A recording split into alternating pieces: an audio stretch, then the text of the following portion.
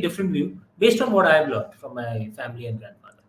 Now, one of the very moving responses came from Iqbal Ansari. Iqbal Ansari was a litigant One of the in litigants. what was then called the Babri Masjid Ram Janmabhoomi dispute. And then, of course, the Supreme Court verdict comes and this moment is happening. And I was talking to him and I said, "Aap jayenge?" He said, "Hum zarur jayenge." I said, "Acha, aap to litigant the." So he said, देखिए supreme court का verdict आ चुका है, किसी भी मुसलमान ने अयोध्या में इसको अपोज नहीं किया है, बल्कि देश में in his understanding no Indian Muslim has spoken against this moment. And he said, Modi ji हमारे मेहमान हैं जब वो अयोध्या आते हैं, ये हमारी गंगा जमुना तहजीब है. I quote this to you because this has also been an issue that has divided politics. It has exposed fault lines. The demolition of what was then the Babri Masjid, L.K. Advani called it the saddest day of his life. How do we take a moment like this and make it not a day for Hindus, but a day for all Indians? No, I have complete respect for what Iqbal Saab said, and to me, it truly represents what India is. As you know, Barkha, I've been a part of a team which is working on a documentary on the Ram Janmabhoomi ji, and the team which has made this together. One of the things we decided is in this there is no left wing or right wing. There is only the Ram wing. Yeah, that's the way we are seeing it. And K.K. Mohammed Saab, who's one of the archaeologists whose work actually helped prove that there was indeed a temple, and more specifically a Ram temple out there. He had said so beautifully that I mean, I'm paraphrasing him. He told us during the documentary while I was speaking to him that look, I'm an Indian Muslim, and Babar and Mir Baki were foreigners. They're from Uzbekistan. I have nothing to do with them, And to me, this truly shows what Hindus and Muslims can live together as. And this is, I think, what Lord Ram would expect, of us. Those who say that Hindus think in a particular way, I'd encourage you to read, the Pew survey, which had come out in 2020, where they'd asked Hindus, "Are you willing to worship at the worship places of other religions, not just Hindu temples?" Over 90% said yes. Then they asked, Muslims and Christians, that do you believe in the concept of karma and dharma, which is a Hindu concept? 90% said yes.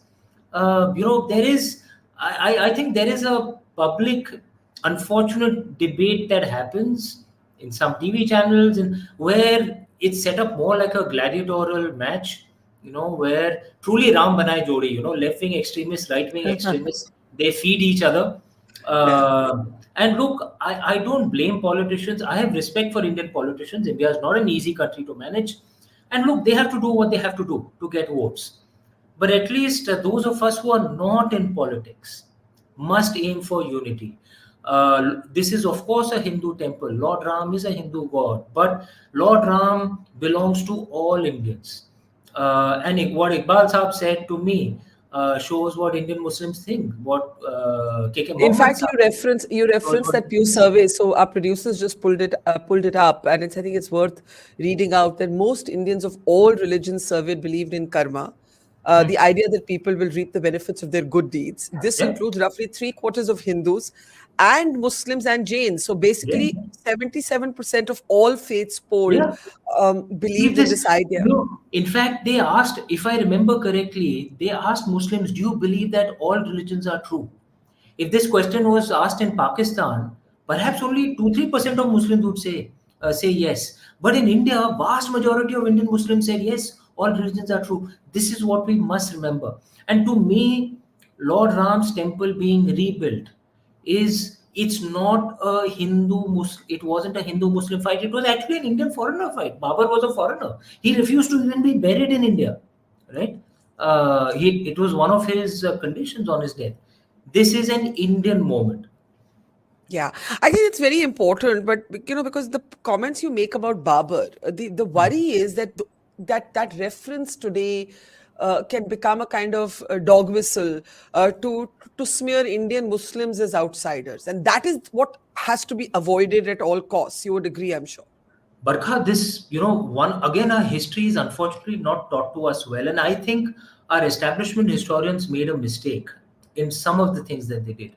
If the British colonial rule is not called Christian rule, why the hell is Turkic colonial rule called Islamic rule? Okay.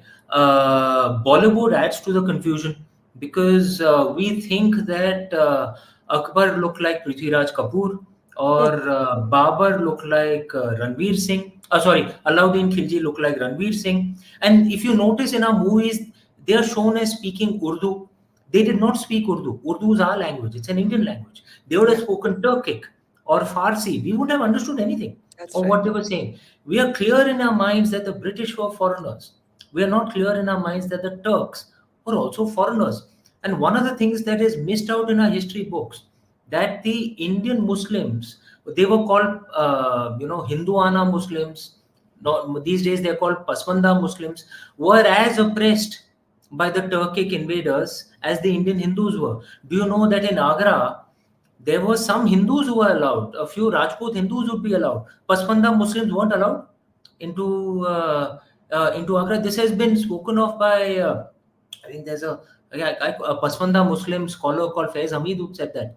Mm. So we must be clear in our minds. This is not a Hindu Muslim issue. This is an Indian foreigner issue. And of course, Lord Ram is a Hindu god, but Lord Ram represents all 140 crore Indians, all 1.4 billion of us. There is a renewed debate around secularism for this age, for a modern country, a diverse country. Our diversity is our badge of honor, our distinctiveness. What what should secularism look like today? The Congress, and I know you won't comment on party politics, I'm quoting this in the context of the secularism debate. Some Congress leaders, in their decision to not attend the Mandir Pratishta, the ceremony, they said maybe this is a return to Nehruvian secularism. The BJP has jumped on it and called them a Ram Virodhi party. There are examples being quoted about the debate that took place between Jawaharlal Nehru and President Rajendra Prasad. Rajendra Prasad over the Somnath Mandir.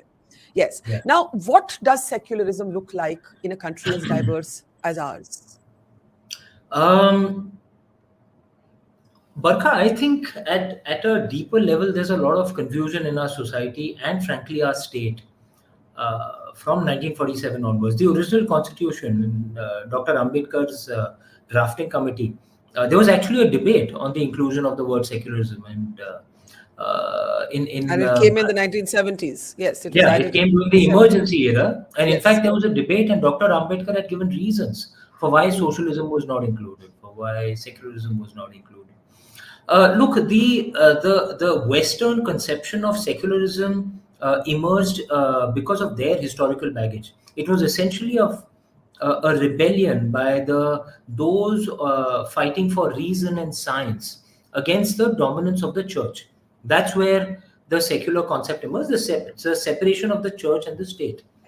Um, our state is honestly, since the early days, has been a little confused, because if you say that religion is a personal matter, and that religion and state should be separate, why in God's name does the Indian state control Hindu temples, so many Hindu temples, and appropriates their land, their wealth, to fund state deficits, right? Mhm. But legally the state is not allowed to touch Christian churches, Muslim mosques, or Sikh gurudwaras. This is not secularism.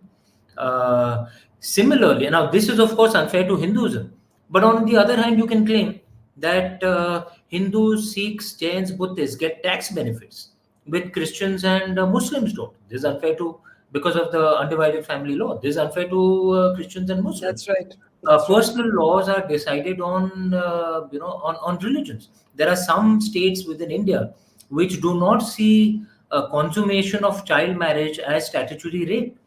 Mhm. For some religious groups. Now, this is again a part of, and I as a liberal would say, boss, if you're consummating a marriage with a girl who's under 18, I'm sorry, it's statutory rape, right? Absolutely.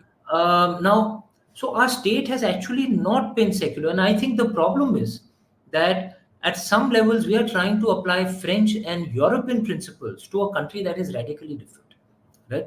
Uh, I think what we need is in a society itself we need pluralism rather than secularism, which means I'm a very proud Hindu.